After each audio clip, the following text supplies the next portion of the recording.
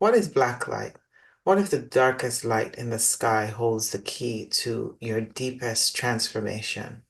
In today's transmission, we're exploring the black light, the inner sun or the black sun, and Saturn as the ancient gatekeepers of transformation and how this is linked to the Vesica Piscis, all through the lens of astrotheology, esoteric mysticism, and alchemy. I'm Shari, coming from Starwell Astrology, where we explore esoteric truths, shadow integration, and soul alchemical awakening. I also host a free weekly shadow work workshop every Tuesday evening at 7 p.m. Eastern Standard Time, where we deepen these transmissions into lived experiences through emotional healing and the self-witnessing practice. So if you feel the call to explore your unconscious patterns and soul lessons through a safe and sacred space, I invite you to join us. Just send me an email to starwellastro@gmail.com. So what is the black light? It's primordial, not evil. It is not absence, it's pre-existence. It's the womb before the word, the hum before the sound. It's the hidden logos vibrating in silence before creation speaks. So the black light is an individual field, the invisible spirit before spirit becomes form. It is the darkness that does not threaten, it gestates. So it is spirit who moved across the face of the deep in Genesis, hovering over the water before form had name or shape. This darkness or dark light, also known as dark matter, is the invisible body of God holding the potential of all things. Though unseen, it creates order from chaos. But it is not chaos that births creation. It is the spirit moving through the chaos that brings it into form. Dark light is also known as dark matter or the oversoul womb field. This is what creates order from chaos. And this doesn't happen by force, but by holding the pattern of divine intelligence within the formless. So, as Genesis says, and the Spirit of God moved upon the face of the deep. The deep is not evil. It's the original field vibrating in darkness, waiting for the word to be spoken and for the womb to open and for light to merge through the divine field of harmony. So what is the womb of creation that opens? Well, in sacred geometry, this is the Vesica Piscis. It is the first shape that arises from that depth. It is where one becomes two and gives rise to the third. This is the triad. The two circles of equal radiance intersect to form mandorla or the sacred womb. And it's the gateway of becoming, and it's the cosmic seed. So the Vesica Pisces is not separate from black light. It's the geometry through which the black light becomes creative spirit. It is where the hidden logos opens into structure and where spirit and matter kiss for the first time. So the black light is God before creation, and the Vesica Pisces is God creating, although still hidden, is now in motion. So the Vesica Pisces is the cosmic womb. It's the divine feminine gateway, a portal between spirit and matter, the space where unity becomes duality. So the Vesica Pisces is created by two intersecting spheres of two totalities. One circle represents spirit, formless, invisible, the realm of pure potential. And the other circle is represented by matter, the realm of form, incarnation, and embodied experience. Their intersection is the portal or womb space where the logos, which is the soul or inner sun, is conceived and born. And this womb is both the gateway and mirror. It's the sacred Vesica Piscis where the spirit enters incarnation. And this is where the black light becomes white light, the divine spark entering into duality, into breath, and into time. But creation does not unfold endlessly. It reaches a threshold, the limit. And that limit is ruled by Saturn, the god of time, that defines and protects the sacred order of form. So Saturn is the one that gives boundaries to this spaciousness. If the Vesica Piscis is the opening into matter, then Saturn is the boundary of matter itself, the cosmic ring that encircles time, destiny, law, and structure and order. So Saturn is the guardian of the portal, the boundary keeper of both spirit and matter. And most times we don't associate Saturn with spirit, but this is where I want to shed a deeper light on Saturn. So, as the soul moves through the Vesica Piscis to incarnate, it must pass through Saturn's rings. Here, Saturn becomes bound by form, ensnared in gravity, karma, memory, and structure. Spirit is threaded through all things, and Saturn marks the veil where the oversoul is veiled, and where only through initiation, discipline, and surrender can the form be reinfused with spirit. So Saturn is not necessarily a wall, he is a threshold. And he doesn't really punish the way that we think, even though we feel like we're being punished. He's really a rite of passage to something higher and more divine within ourselves. So just as all creation passes through the Vesica Piscis, all awakening must pass through Saturn's gate. Saturn rules the rings, the limit, the threshold, the form that holds both spheres, spirit and matter.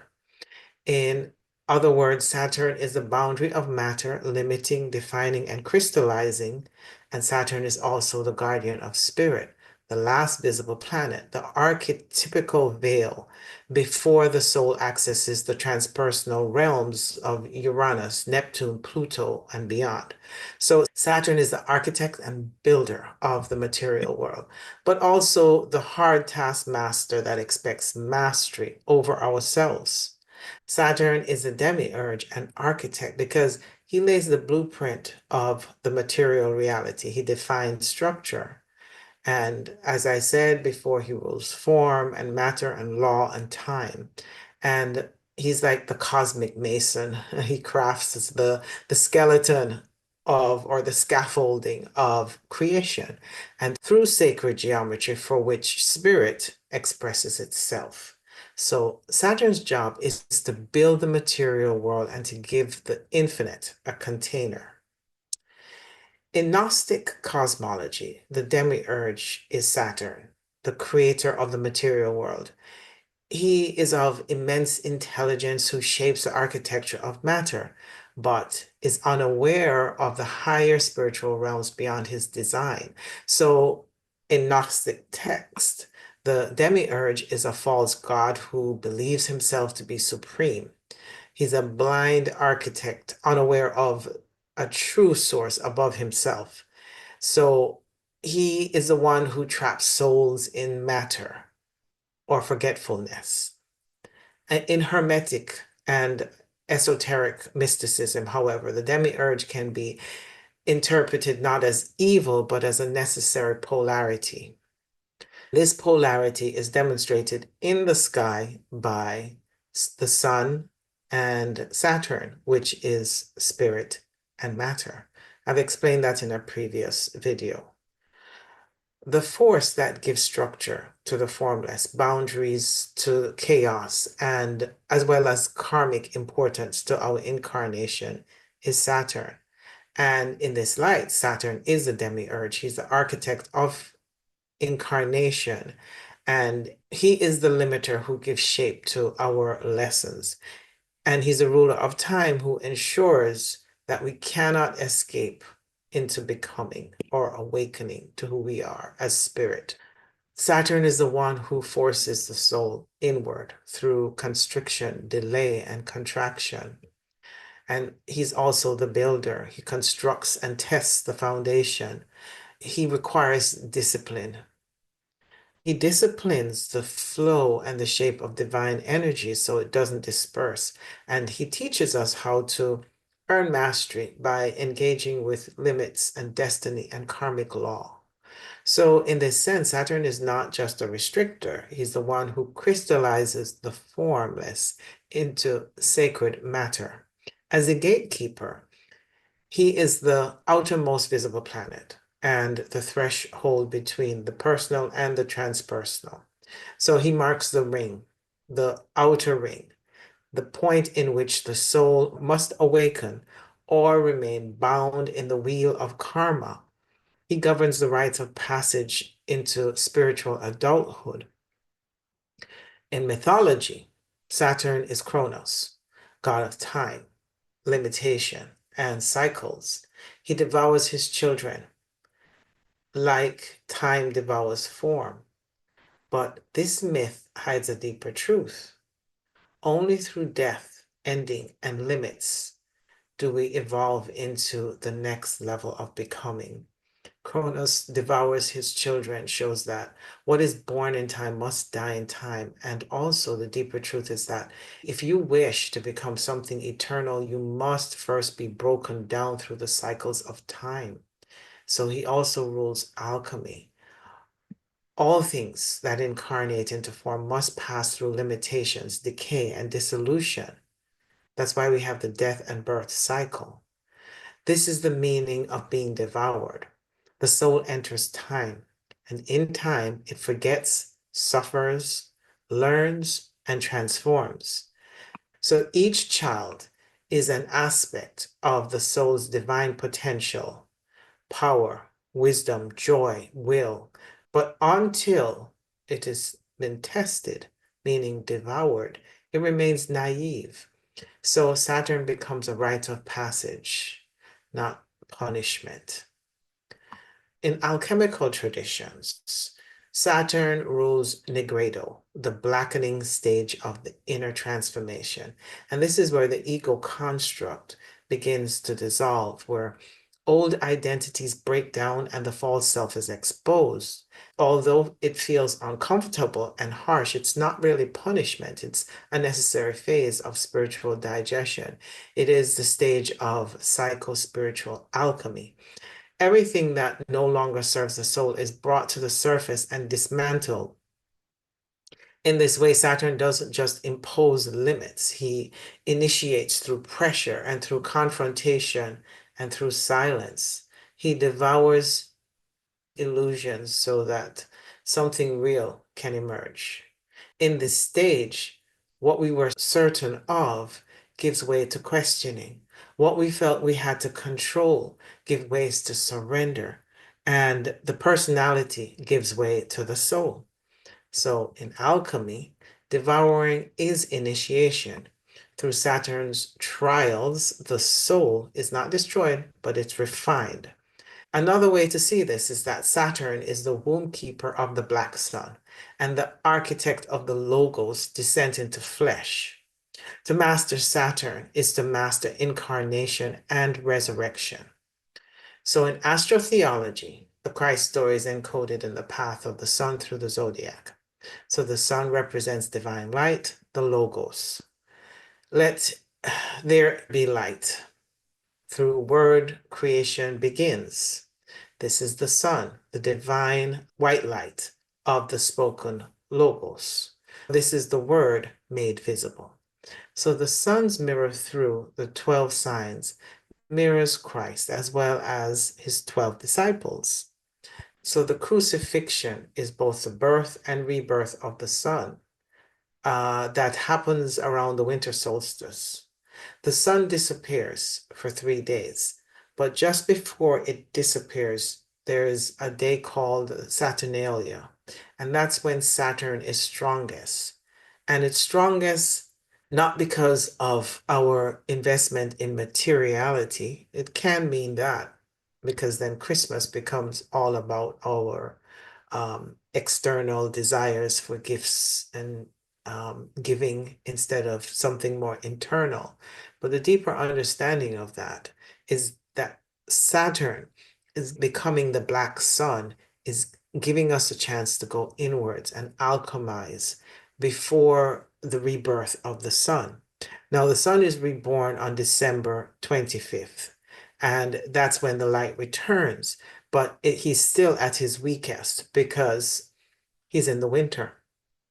And during the winter, right at Christmas, is when the sun is in his infantile stage. But with this window of time, if we turn inwards, while Saturn becomes the black sun, he becomes the hidden solar force that never dies. He's the inner sun, the flame that shines through the dark season, buried in the cave of the heart. And Saturn is the keeper of this threshold. He rules Capricorn and Aquarius, the signs of deep winter and collective rebirth. He's exalted in Libra, the sign that the light begins to fall below the horizon. And he governs fall and winter, the season when leaves die and when the lights dim. And nature says, go inwards, shed the falls, sit in the cave. So the black sun lives within Saturn's descent, but it is also the hidden gold behind the shadow. And he is the divine potential. Saturn, who governs karma, rules our emotional wounds. And when we heal our emotional wounds, we get to the gold of who we are inside. So Saturn doesn't block our light. He reveals the inner light we forget to carry. And this is the true meaning of ego death. The outer light dims so that the hidden logos, the soul's fire, can emerge. So Saturn is the black sun because he is the one who conceals the light to force the soul to find the light within. Esoterically, Saturn is a keeper of lead, the densest metal. Lead becomes gold through alchemical transformation. Saturn holds the secret to that process. He is the black sun's outer cloak, concealing divine fire inside dense flesh. Saturn rules as the architect of the material world, but more than that, he teaches the soul how to build temples of light inside themselves. Saturn's rings are not just astronomical, they are initiatory thresholds. Each ring marks a layer of descent or ascent from spirit into matter or from matter back into spirit.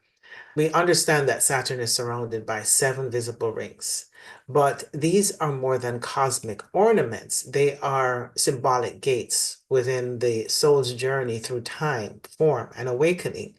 The outermost ring of Saturn represents the densest material reality. It is the ring of structure, karma, limitation, death, and it's also what keeps the boundaries, as well as our embodiment into the physical. So here, Saturn is the architect. He's the one who gives shape to incarnation. He governs the outer world, the laws of cause and effect, which is karma, and the limitations that refine the soul through resistance. But the innermost ring holds the frequency of spirit, the unbroken divine light, spirit whisper beneath form. To reach this ring, the soul must pass through all others, through ego death, emotional purification, karmic reckoning, and time itself. Here, Saturn becomes the guardian of the gate, not as a barrier, but as an initiator. He no longer restricts, he reveals. He is the keeper of silence before the soul re-enters the higher planes. So Saturn's true role is both the beginning and the end of the initiatory spiral. At the outer ring, he binds spirit to flesh. At the inner ring, he releases the soul back to light.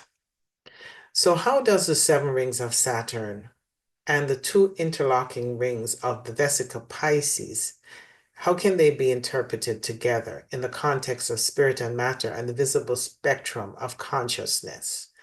As we established, the two interlocking rings of the Vesica Piscis is represented by spirit and matter, which is the portal of incarnation, where spirit enters the human experience. So this intersection creates a sacred tension. Duality is unified, polarity transcends, and the logos is conceived in this merge. But what binds these two circles together? What creates structure that allows them to interact? And this is where Saturn enters, not just symbolically, but through sacred geometry. Saturn's in astronomy is famously encircled with the seven major rings, and in esotericism and the Hermetics, this sevenfold pattern aligns with the seven rings are the seven classical planets, the seven chakras in the body, the seven colors, which is the visible light spectrum. 7 days of the week, Saturn rules Saturday, the Sabbath. And then the seven seals and spirit in the book of Revelation, and which is our spiritual initiation. I did a video on that about Revelation. You can check that out if you'd like. And then the seven alchemical stages, which is the full cycle of transformation. So these seven rings represent the liminal field of manifestation, and it's the full spectrum through which spirit becomes matter. Saturn is not only the architect, but also the black sun, the hidden initiator who devours all that is false, so that the inner sun may rise sovereign and self-aware. So the black sun is a fire beneath the ego's collapse, and the inner sun is the light revealed once all else is stripped away. So together they form a sacred rhythm. Saturn contracts and the light turns inward, and the soul is pressed and the false self dissolves. And then through surrender and truth, the authentic light of spirit breaks through. This is the forgotten truth. Saturn may appear to oppose the sun, but in truth, he refines it. He creates the inner tension needed for awakening, for inner strength, and for the spiritual maturity necessary for inner alchemy to even happen. Saturn teaches us how to become architects of our own light. And in this alchemy of pressure and surrender, the gold of spirit is revealed within us. So thank you for joining me. And if you feel the desire to explore this work more personally, I invite you to attend my free shadow work workshop held every Tuesday at 7 p.m. Eastern. It's a sacred place for emotional healing, karmic clearing, and deep inner witnessing. You'll find the details below. And thank you again, and goodbye. Until next time.